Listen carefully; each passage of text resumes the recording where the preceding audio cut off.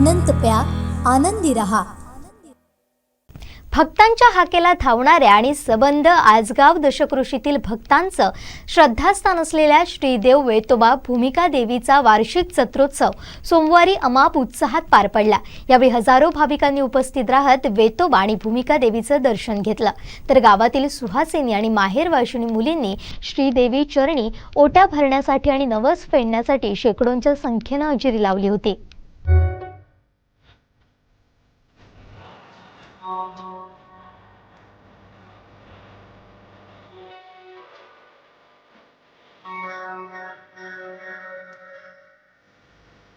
आजगाव येथील श्रीदेव वेतोबा आणि भूमिका देवीचं देवस्थान हे जागरूक देवस्थान म्हणून ओळखलं जातं। या दशकृषीतच नव्हे तर कोल्हापूर, सांगली, सातारा, नागपूर आणि संपूर्ण महाराष्ट्र आणि महाराष्ट्राबाहेरही भक्तगण आहेत। हे सारे भक्तगण या देवतांच्या जत्रोत्सव आणि वर्धापन दिनाला हमखास उपस्थित असतात। त्रयोदशीला भूमिका देवीची तर वेतोबाची जत्रा त्रिपुरारी पौर्णिमेला होते, त्यामुळे ग्रामवासीय पालखी कार्यक्रम साजरा करतात। दसरा, जागर, वर्धापन दिन आणि जत्रा हे उत्सव मोठ्या दिमाखात साजरा करतात। त्याच पार्श्वभूमीवर सोमवारी श्री भूमिका देवीचा जत्रोत्सव भाविकांच्या अलोट गर्दीत आणि अमाप उत्साहात पार पडला। यावेळी गावच्या देवस्थान मानकऱ्यांपैकी उपस्थित मानकरी विश्वनाथ प्रभू राळक यांनी या देवस्थानच्या ख्यातीबाबत सिंधुदुर्ग लाईव्ह आणि कोकण साधला सविस्तर माहिती दिली। या जत्रोत्सवामध्ये देवस्थानचे पारंपरिक वाद्य सुद्धा अनेकांचं लक्ष वेधून घेत होतं।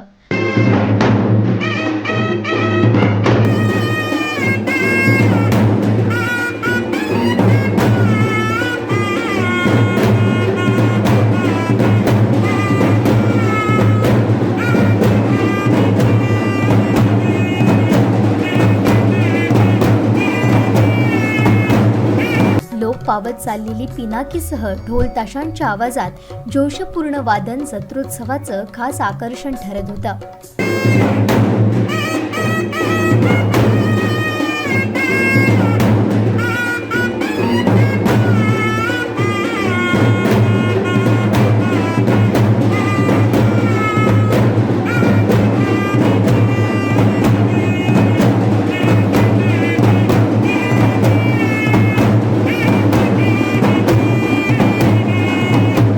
वेतोबाची जत्रा म्हणजे आज ही भूमिका देवीची जत्रा आहे आणि ही तृतीयेला होते जत्रा। सुवासिनी म्हणजे माहेरच्या सुवासिनी आणि गावच्या सुवासिनी सर्व लोक सर्व बायका या ठिकाणी मोठी वाटतात आणि हा कार्यक्रम म्हणजे होणाऱ्या सगळ्या जत्रेपेक्षा आजगाव गावात मोठा कार्यक्रम आहे। त्याचप्रमाणे या ठिकाणी आज सगळ्या लोकांना जेवणाची म्हणजे नैवेद्याची सोय आम्ही केलेली आहे। खुद्द वेतोबा इथले जत्रा अशी म्हटलं जातं, पण आज ही खरी जत्रा आहे ती भूमिका देवीची आहे। वेतोबाची जत्रा ही त्रिपुरा पौर्णिमेला होते, पहिल्या त्रिपुरा पौर्णिमा होते त्यावेळी होते।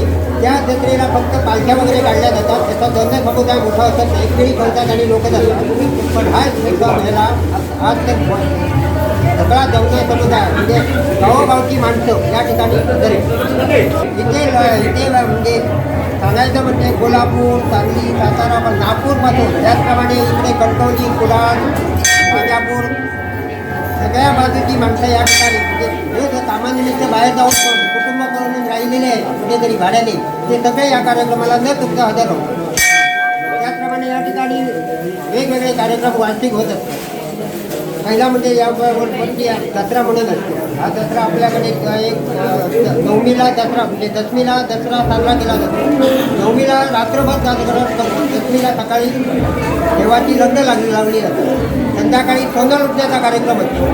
नंतर 5 मानकरी असतात या देवस्थानाचे, 5 एक पहिला प्रभू मानकरी, त्यांच्याकडे पहिल्या दिवशी पाहुणे येतो, दुसऱ्या दिवशी परब बाबा परब बनवतो, तिसऱ्या दिवशी राजाध्यक्ष, चौथ्या दिवशी मी स्वतः राळतो प्रभू राळतो आणि 5व्या दिवशी बेहरी, हे 5 पाहुणे या ठिकाणी होतात।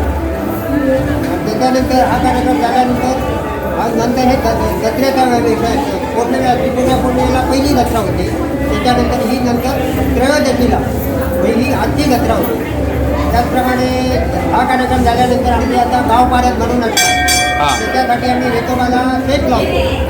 त्या वेतोबाला शेत लावून जर आम्हाला परवानगी देवाने दिली तर गावचे लोक सगळे एकत्र जमून आपण शिकार करतो देवाच्या याच्याप्रमाणे जर शिकार असेल नंतर त्या ठिकाणी जी शिकार आणून नंतर त्या ठिकाणीचं आपण या ठिकाणी जो काय प्रथा आहे ती प्रथा पूर्ण करतो तर जसा हा समुदाय जमला आहे तेवढाच तसा समुदाय मोठा आहे तो त्यावेळी सुद्धा आपण मोठं जेवण वगैरे करतो म्हणजे सगळ्या लोकांना प्रसाद ठेवला.